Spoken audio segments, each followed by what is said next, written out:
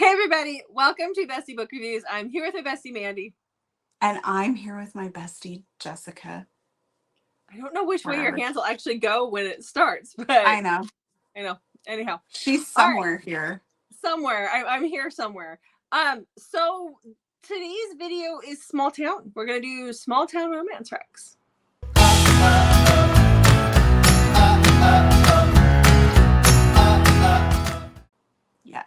Yes, we are. Okay. All right. Before we get started, what do you want to tell them? Well, make sure you hit that subscribe button and also hit that notification button so you don't miss new videos from us. We like to give away free books. Okay, so small town. Yeah, it's popular right now, so we're gonna have a video about it. I did choose a couple books that don't necessarily fit the mainstream idea of small town because I personally, I get bored. I think small town can be repetitive and boring sometimes. I have to be in the right mood for it. But not in this book rec video. But not, that's why I chose the ones that are different. So, okay. So, I guess I'm going to start, aren't I? See, that tends to help if I know what I'm doing. Okay. So, the first book I'm going to talk about is Samantha Christie book. She doesn't always talk about the towns that her family or her well, because they're always families, right? Each series is a family. Not all of them are in a small town, but this one is. And so this I almost used a Samantha Christie book for this. Did you? Which one did you almost use? The Texas Rose. Okay, so this is No Simple Lie. All right, let's talk about this. So this is the third in a series, but you can read them as standalones. This is in her McQuaid Brothers series. And so this is about Dakota and Hudson. Hudson is the gynecologist in the smallish town.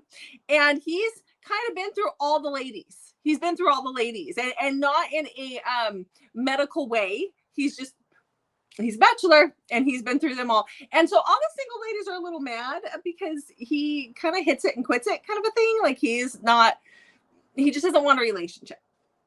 And then we have Dakota. She is a single mom. Her husband has passed away and the grandparents, so the husband's parents, are suing her for custody of her child.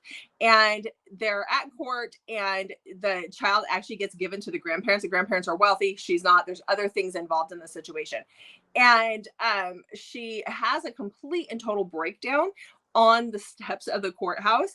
And that is where good old Grandpa McQuaid, who puts his nose in everybody's business, he's also extremely wealthy and rich, sees her there and his heart just breaks for her. And he finds out what her situation is and why this is happening. And so he gives her a job and a place to live until she can get custody back. And lo and behold, she's next door neighbors with Hudson. And so things just kind of go from there because they're, hi Mandy, because they're friends and they're next door all the time. So I loved this whole series. Okay, I shouldn't say that. I've read 2 out of the 3, but I love the 2 that I've read. The first one was really good too. So my first one is Rustic Hearts by Amber Kelly. This is the first book in her Popular Falls series, which is our small town. So Sophia left this small town when she was 12 with her mom, and they moved to New York, which is not a small town. And she thought everything was great in her life, and she was devastated to one day come home and have her mom just uproot her. And she never talked to her, like she never got to see her dad again. And so there's like some hurt there. Let's just put it that way. So her grandma has just passed away, and part of the will reading is that she has to be present. So she goes back to there for a week to go to the funeral and attend the reading of the will. And while she's there at the ranch, she meets Braxton, who is a very grumpy man. And he feels like she just acts like she's too good for everyone there. But really, I feel like she's just really, really hurt because she was 12 and her dad just never, in her eyes, never made an effort to see her again. And she's just devastated by this. And of course, this is going to be, Braxton's grumpy and not very nice to her. So of course, that's who her love interest is going to be in this small town. I mean, I think that's like a given. It's kind of, it has to be, right? Yes. He's either a cinnamon roll or he's a grump. So Yes. So great book, and starts off a very good small town series. So not only did I give you a book rec, you have a whole series you could go read. Yeah. Okay. All right. So another popular small town author is Devney Perry. I just grabbed one of her books that I read recently, and that is Garnet Flats. I really liked this one. So this is a second chance romance. This is about Talia and Foster. Talia and Foster dated when they were in college, and something happened and they split up, and she moved back home to her very small town in Montana, and that is where she is training to be a doctor. I think she's in her last year of residency, if I remember correctly. And so she's almost there. She's almost there. And one day, Foster shows back up. And it has been, I want to say, 7 years since she's seen him. And he has a ring for her. And he's like, he's a boxer, like he is a world championship boxer. And he's like, I'm here. I've bought this place. I'm going to make it into a gym, and I am going to train here, and I am not leaving your side. And I'm going to do whatever it takes to get you back. And she's like, you married my best friend while we were still together. There's nothing you can do to get me back. So this is their story. How come I have not been reading this series and it's sitting on my shelf? I know. So good. So good. Okay. Let's get through this video so I can go do some reading. I know. Okay. What you got next? My next one is Never Enough by Kelly Elliott, and this is the first book in the Meet Me in Montana series. So it's funny that yours was Montana too. This is small town. The whole series is small town. So we have Brock, whose wife died, and he has a 5-year-old son, Blaze. And then we have Lincoln, who is trying to just starting over, basically. So she moves to this town in Montana. She knows nobody, and she ends up buying Brock's house to live in while she tries to make it on her own here in Montana.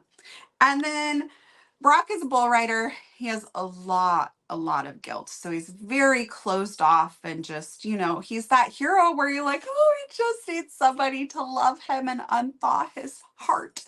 And that person is going to be Lincoln. Yeah. Love this whole series. Okay. It's really good.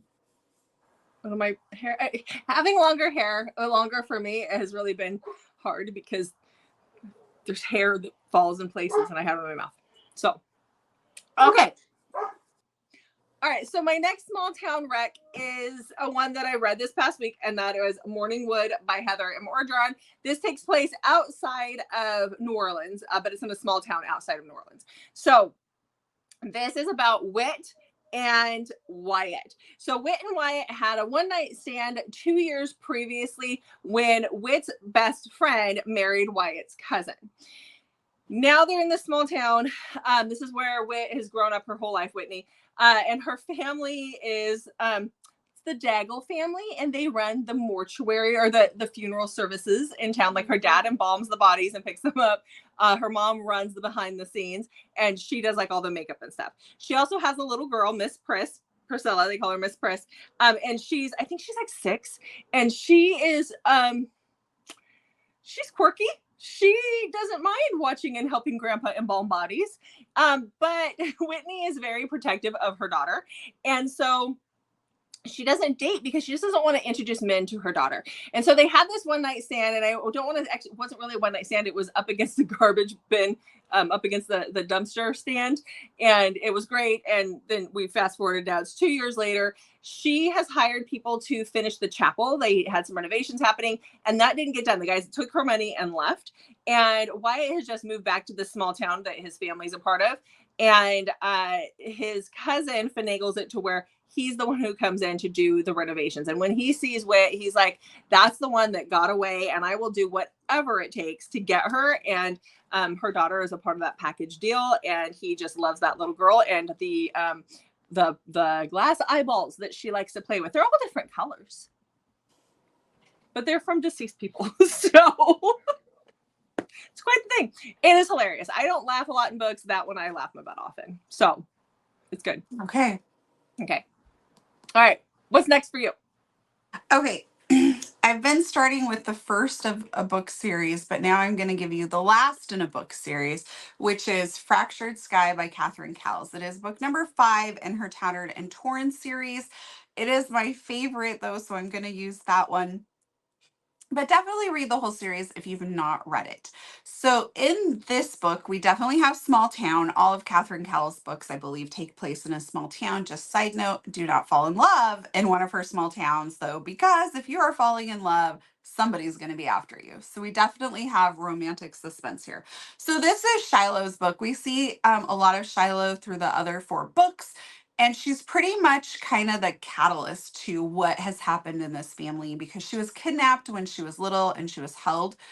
And her family has just never really recovered from that. Her mom is super overprotective, doesn't want her doing anything, and it's kind of had negative consequences for everyone in the family.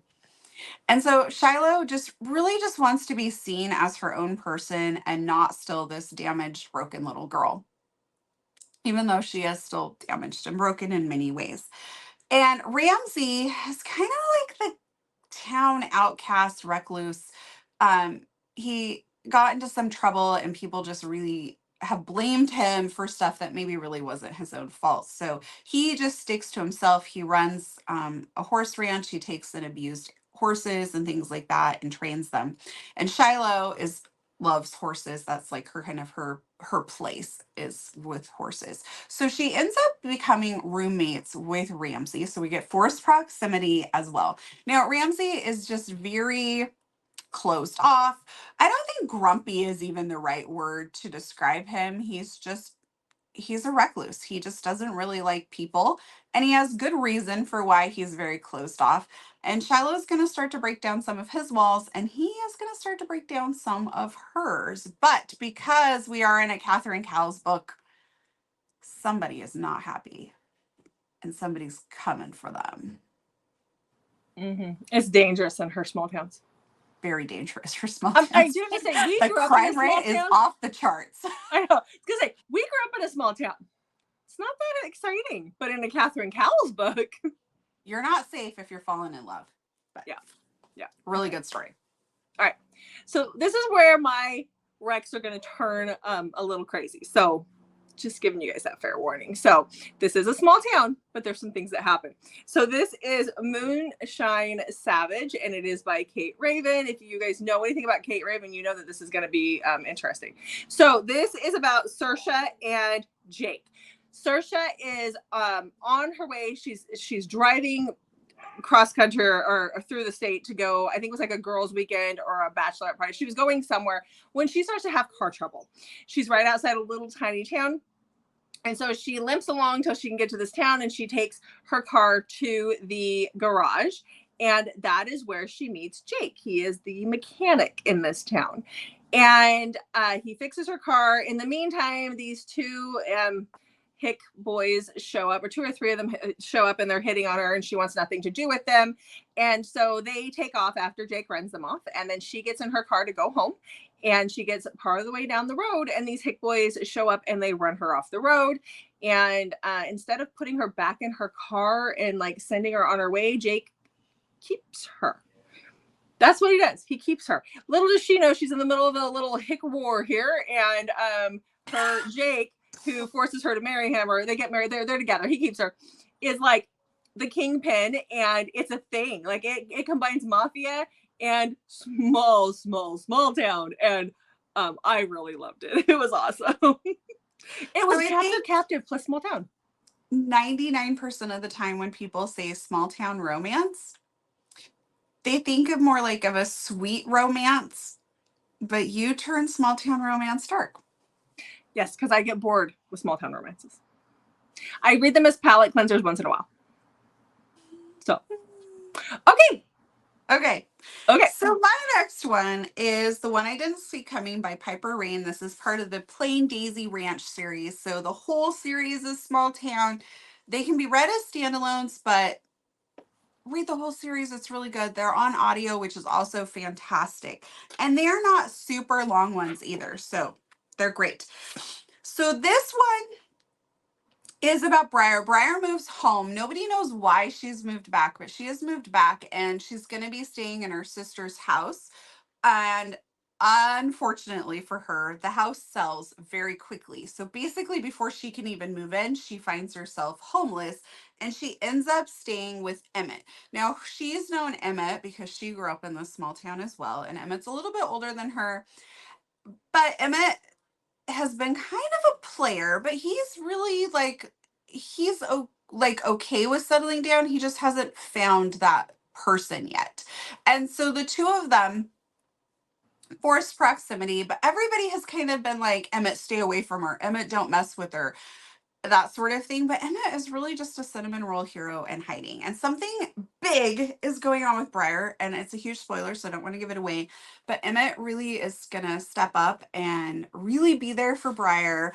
And I loved it. But this is a small town, so like a secret is not gonna stay secret for very long. Oh, so good. Do they call my mom to get the secrets? Because we do.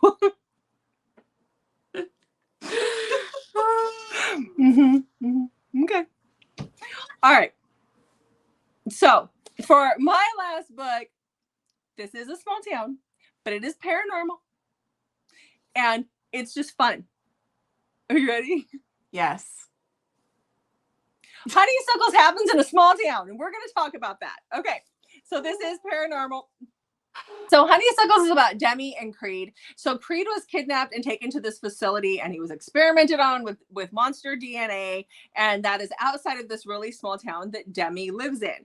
He breaks free once he's spliced all this DNA, and he comes to this small town because he can smell that his mate is in this small town. So Demi runs her family diner. It was passed down from all the women in her family. It was her grandmother's, and now she is running. It's like a 50s style diner. And that is where she meets Creed. Now, Creed has monster DNA in him, so he keeps like a hood up over his head. He doesn't, he's got long claws, and so he kind of keeps those hidden. But he becomes her stalker. Like, she meets him there. She's kind of attracted to him. She's like, I don't know what it is. Like, she's never seen his face. She's just seen him in his hooded sweatshirt and whatever. But there's like, it's like this instant connection. It's like a fated mate situation. And he is brooding and dark and crazy. And you deal with the small town. You deal with the police force in the small town. But I love this one. I am calling this a small town romance. Just a paranormal small town romance. Yeah. Okay, Mandy, what's your last one? Well, my last one is Bitter Rival by Emery Rose Andrews. And this takes place at Sutton Ridge. So we have small town and it's a vineyard. So that's super fun. I loved the setting here. So we have Daisy and Beckett. And Beckett's dad has passed away and has left the winery to him and Daisy. And Daisy is his dad's ex-wife's daughter. So they were kind of step siblings, but they weren't really raised together. Daisy and him spent like less than a year together, and then he was gone, and we don't really know what happened exactly. So it's a little like you have to kind of wait for things to be revealed to quite understand their dynamic. And they haven't seen each other for years, and he's actually just quite irritated that he has to run the vineyard with her according to the will for 3 months together. And he's frustrated. He just wants to sell it and move on with his life, but he has to follow through on all of this. So he does. And he is not happy that he has to do with Daisy. And so this definitely has kind of like some Beauty and the Beast vibes going on. So definitely, I'll just read the dedication to you actually, because it's just fantastic. For all the women who prefer the Beast to the Prince, I give you Beckett Hayward. This book is fantastic. So we have enemies to lovers, we have Grumpy Sunshine. We have the two of them in forced proximity because they're forced to live here and work together on the vineyard. And it just, oh, she knocked it out of the park with this one. So we have all the great small town feels as well as the two of them are trying to run this vineyard together, knowing that in 3 months they're going to go their separate ways and sell the vineyard. But is that really what's going to happen? Loved it. Okay. I can't wait for the next book in this series. Yeah. Okay. All right, so that's it for Small Town, guys. Yes. Yeah. Okay. Okay, make sure you check back on Mondays, Thursdays, and Saturdays for new videos from us. Thanks for watching. We'll see you in the next video.